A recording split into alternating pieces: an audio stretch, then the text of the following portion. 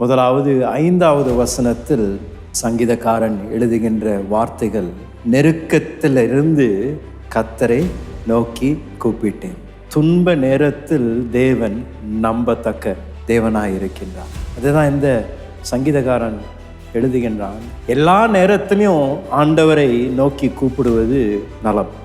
எப்பொழுதும் ஆண்டவர் அதை தான் விரும்புகின்றார். நம்ம அவரோடு கூட உறவில் இருந்து அவரோடு கூட ஒவ்வொரு நாளும் பேசக்கூடிய ஒரு உறவில் இருப்பது தேவனுடைய விருப்பம். ஆனால் சங்கீதங்களில் நம்ம பார்க்கும் பொழுது ஆபத்தின் நேரத்தில், நெருக்கத்தின் நேரத்தில், பள்ளத்தாக்கின் நேரத்தில் ஆண்டவரை கூப்பிடும்படியாக, தேவனை நோக்கி ஜெபிக்கும்படியாக பல சங்கீதங்கள் நமக்கு கற்றுக் கொடுக்கின்றது.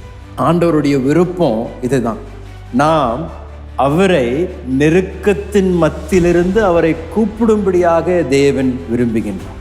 என்ன ஒரு அற்புதமான ஒரு செய்தி, யோசித்து பாருங்களேன். ஆண்டவர் நம்மை பார்த்து, என்னை நீ சும்மா துணைக்காத, என்னை நீ டிஸ்டர்ப் பண்ணாத, சும்மா தொட்டதனோக்கு என்னிடத்துல வராத என்று ஆண்டவர் சொல்லலை. ஆண்டவர் சொல்றார், எல்லா நேரத்திலையும், அதுவும் முக்கியமாக நெருக்கத்தின் நேரத்தில், ஒரு போராட்டத்தின் நேரத்தில் என்னை நோக்கி கூப்பிடு என்று ஆண்டவர் சொல்றார்.